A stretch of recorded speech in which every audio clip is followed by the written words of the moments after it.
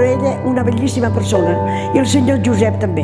Quan venia del tros me deia, dona això a casa teva. Papà i la mamà, llavors en aquella època, els mestres cobraven molt poquet, i em deia, mira Lolita, el senyor Josep, a baix del magatzem, allà hi ha tomàquets, hi ha pebrotets, però que no ho sàpiga la Pilar.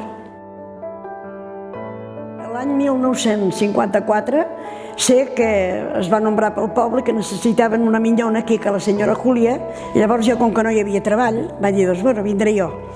Cobrava al mes potser 80 pessetes, però era tan bona que quan sa germana m'apagava, me cridava per l'escala i em deia, Lolita, vine, aquí tens un sobret. I sempre em donava 20 pessetetes, 25, que durava més això.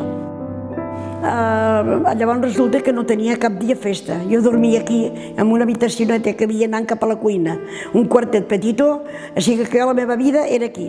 Només tenia festa diumenge a la tarda, després de fregar els plats, fins després que s'acabava el cine. Feia el menjar el que ells me deien, la senyora Júlia era diabètica, el senyor Josep també, i esclar, el menjar era molt justet, vaig passar molta gana. Menjava el que ells me deien, però mai un extra de menjar mai res. I bueno, durant aquests anys vaig passar molt bé, vaig estar molt bé, fins que al final ja no podia més, perquè després que ho fregava tot a mà, tot el que ves al museu, fregadet a mà.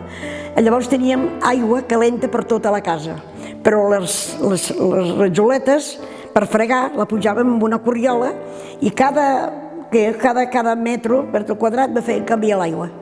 Que la senyora Pilar, la Júlia no em deia mai res, l'altra me deia que s'havia de fer així. Tot fregat a mà, tot el que veieu, tot. I aquella senyora era una mica dolenta perquè encara em mirava amb una lupa i em deia, Lolita, allà en aquell raconet no hi has arribat, no ha passat la velleta. I un dia em vaig enfadar tant que li vaig dir, doncs mira, ara s'enginoli a vostè i frega vostè, jo marxo cap a casa. I llavors me va venir a casa dels meus pares, el papà a demanar perdó i vaig tornar a vindre perquè no hi havia res més. Una temporada es va agafar una mica de polls i tot, pobra. I llavors li escaldàvem aquesta robeta fins que vam lograr que doncs estés bé. Però no volia que la toqués cap ningú, ni el seu home ni la senyora Pilar. Sempre era jo que la vestia, la pentinava, li arreglava els cabells.